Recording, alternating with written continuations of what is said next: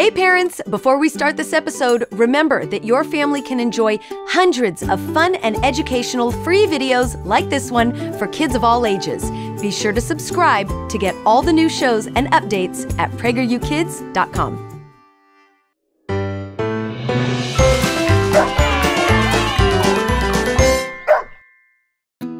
Welcome to Otto's Tales. Story time brought to you by PragerU Kids.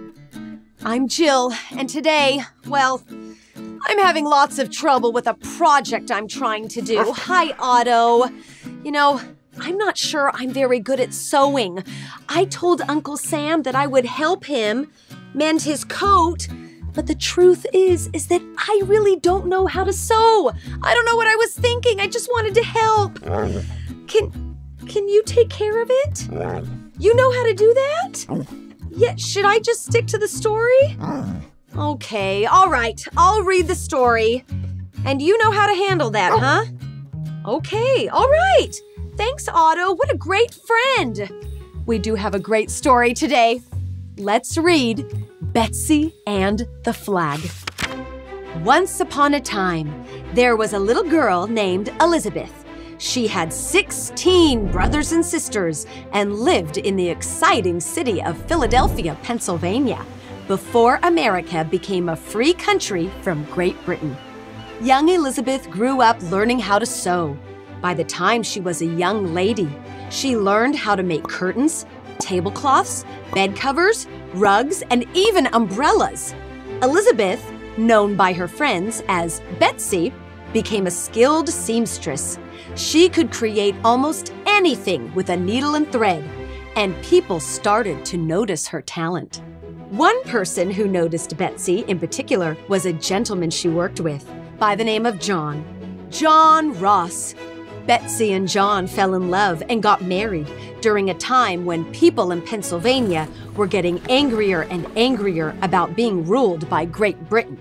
The newlyweds opened their own upholstery shop and worked hard together. Times were uncertain, and the Rosses would often go to church to pray for America. Sometimes they would even run into the famous Colonel George Washington at worship services. Seeing him at church was always exciting for Betsy and John. They were firm supporters of the quest for America's freedom. "We must help our American cause," John Ross declared one day to his young wife. "If we are ever to be free from Britain, we must help those who have been brave enough to begin this fight." The war for freedom was underway, and Betsy and John knew that fighters always need helpers. The two started sewing tents, clothing, and blankets for Patriot soldiers to help their battles against the British. Day and night, the couple worked until their fingers ached. John even volunteered to defend the American cause. One day, while John was away, some very sad news came to Betsy. "Mrs. Ross, we are sorry to inform you that your husband has been killed." Betsy was shocked and so very sad. She cried for a very long time, but knew she had to keep using her talents to help others continue the fight for freedom. "What will become of me?" the seamstress wondered. She was now alone. She didn't know what to do, so she kept working hard, sewing flags and banners for the Pennsylvania Army. One day, while working in her shop, a familiar face entered the door. It was George Washington, who was now a great general. Betsy jumped out of her chair. Her fabric and threads went flying everywhere. "Mrs. Ross," the general greeted her, "I have an important job for you, if you're willing to take it." George Washington explained that he needed a brand new flag to be designed and sewn for the new United States of America that the Patriot Army was fighting to create. "General Washington, I don't know if I'm the person for the job. I'm alone now, and this is a big responsibility to take on."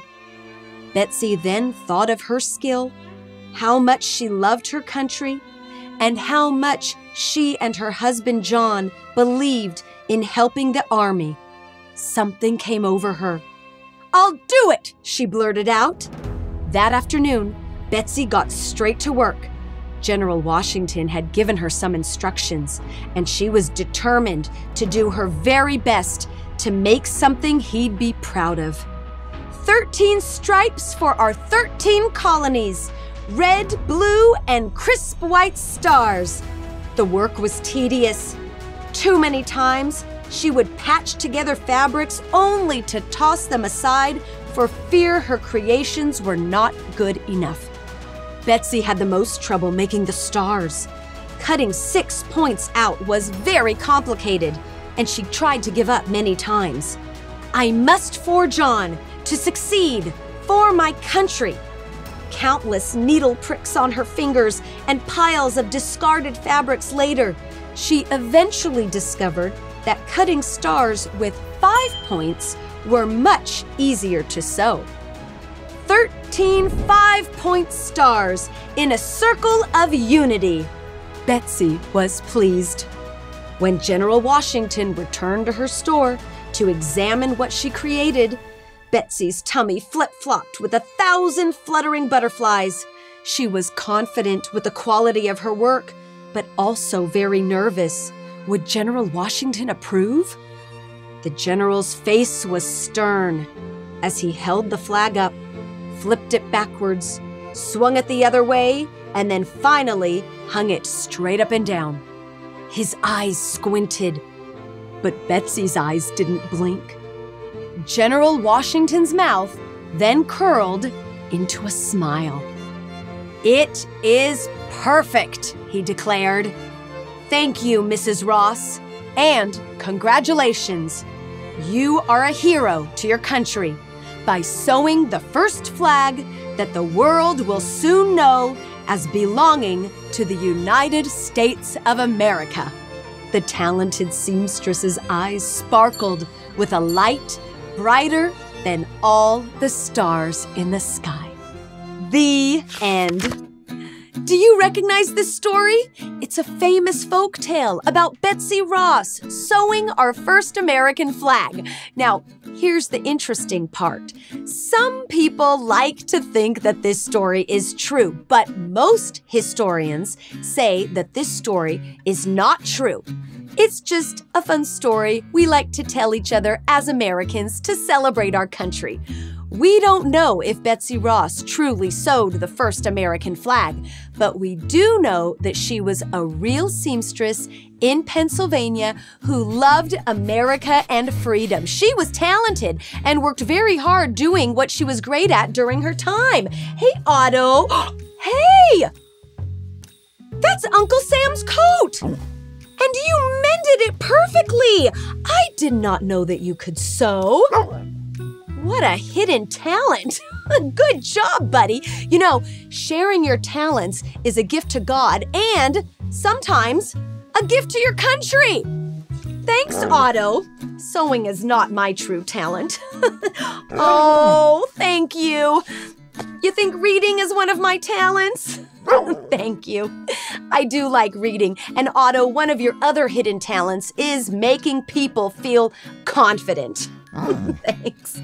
Thank you for watching Otto's Tales. Check out some of our other stories too. Keep reading, keep watching, and remember that using your talents to serve your country is a blessing. Good job, buddy. Bye, everyone. Thank you for watching. You know we've got more episodes, right? Watch the whole series on our website. And parents, you can subscribe at PragerUkids.com.